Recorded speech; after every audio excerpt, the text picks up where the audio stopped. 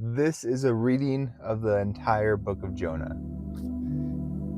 Jonah chapter 1. The Lord gave this message to Jonah, son of Amittai. Get up and go to the great city Nineveh. Announce my judgment against it, because I have seen how wicked its people are. But Jonah got up and went to the opposite direction to get away from the Lord. He went down to the port of Java, where he found a ship leaving for Tarshish. He bought a ticket and went on board, hoping to escape the Lord by sailing to Tarshish. But the Lord hurled a powerful wind over the sea, causing a violent storm that threatened to break the ship apart. Fearing for their lives, the desperate sailors shouted to their gods for help. They threw cargo overboard to lighten the ship. But all this time, Jonah was sound asleep down in the hold. So Captain went down after him. "How can you sleep at a time like this?" he shouted. "Get up and pray to your God. Maybe he will pay attention to us and spare our lives." Then the crew cast lots to see which of them had offended the gods and caused this terrible storm. When they did this, the lots identified Jonah as the culprit. "Why has this awful storm come down on us?" they demanded. "Who are you? What is your line of work? What country are you from? What is your nationality?" Jonah answered, "I am a Hebrew. I worship the Lord, the God of heaven, who made the sea and land." The sailors were terrified when they heard this, for he had already told them that he was running away from the Lord. "Oh, why did you do it?" they groaned. And since the storm was getting worse all the time, they asked him, "What should we do to stop this storm?" "Throw me into the sea," Jonah said, "and it will become calm again. I know that this terrible storm is all my fault." Instead, the sailors rowed even harder to get the ship to land, but the stormy sea was too violent for them, and they couldn't make it. Then they cried out to the Lord, Jonah's God. "Oh Lord," they pleaded, "don't make us die for this man's sin, and don't hold us responsible for his death. Oh Lord, you have sent the storm upon him for your own good reasons." Then the sailors picked Jonah up and threw him into the raging sea. The storm stopped at once. The sailors were awestruck by the Lord's great power, and they offered him a sacrifice and vowed to serve him. Now the Lord had arranged a great fish to swallow Jonah, and Jonah was inside the fish for 3 days and 3 nights. Jonah chapter 2. Then Jonah prayed to the Lord, his God, from inside the fish. He said, "I cried out to the Lord in my great trouble, and he answered me. I called to you from the land of the dead, and Lord, you heard me. You threw me into the ocean depths, and I sank down to the heart of the sea. The mighty waters engulfed me.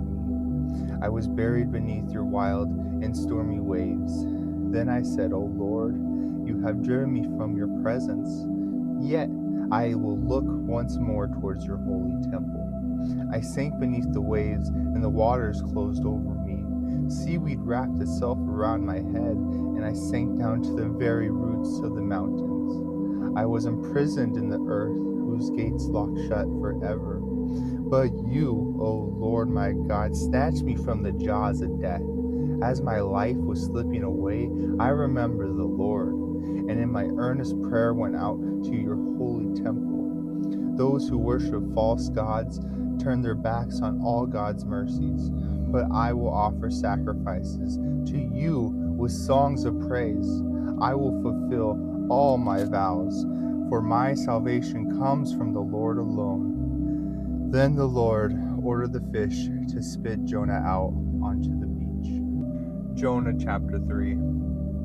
Then the Lord spoke to Jonah a second time. "Get up and go to the great city of Nineveh and deliver the message I have given you." This time Jonah obeyed the Lord's command and went to Nineveh, a city so large that it took 3 days to see it all. On the day Jonah entered the city, he shouted to the crowds, 40 days from now, Nineveh will be destroyed." The people of Nineveh believed God's message and from the greatest to the least they declared a fast and put on burlap to show their sorrow. When the king of Nineveh heard what Jonah was saying, he stepped down from his throne and took off his royal robes. He dressed himself in burlap and sat on a heap of ashes. Then the king and his nobles sent a decree throughout the city. No one, not even the animals from your herds and flocks, may eat or drink anything at all. People and animals alike must wear garments of mourning, and everyone must pray earnestly to God. They must turn from their evil ways and stop all their violence. Who can tell?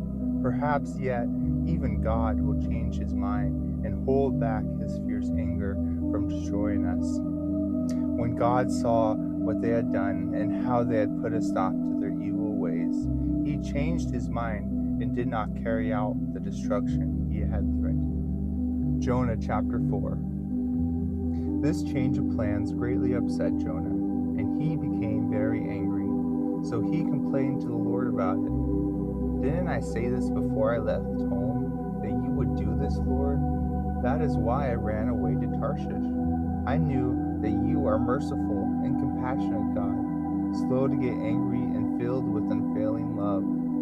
You are eager to turn back from destroying people. Just kill me now, Lord. I'd rather be dead than alive if what I predicted would not happen. But the Lord replied, Is it right for you to be angry about this? Then Jonah went out to the east side of the city and made shelter to sit under as he waited to see what would happen to the city. And the Lord God arranged for a leafy plant to grow there. As soon as it spread its broad leaves over Jonah's head, shading him from the sun, this eased his discomfort, and Jonah was very grateful for the plant. But God also arranged for a worm. The next morning at dawn, the worm ate through the stem of the plant so that it withered away. And as the sun grew hot, God arranged for a scorching east wind to blow on Jonah. The sun beat down on his head until he grew faint and wished to die. Death is certainly better than living like this, he exclaimed. Then God said to Jonah, Is it right for you to be angry because the plant died? Yes, Jonah retorted, even angry enough to die. Then the Lord said, You feel sorry about the plant, though you did nothing to put it there. It came quickly and died quickly. But Nineveh has more than 120,000 people living in spiritual darkness, not to mention all the animals. Shouldn't I feel sorry for such a great city?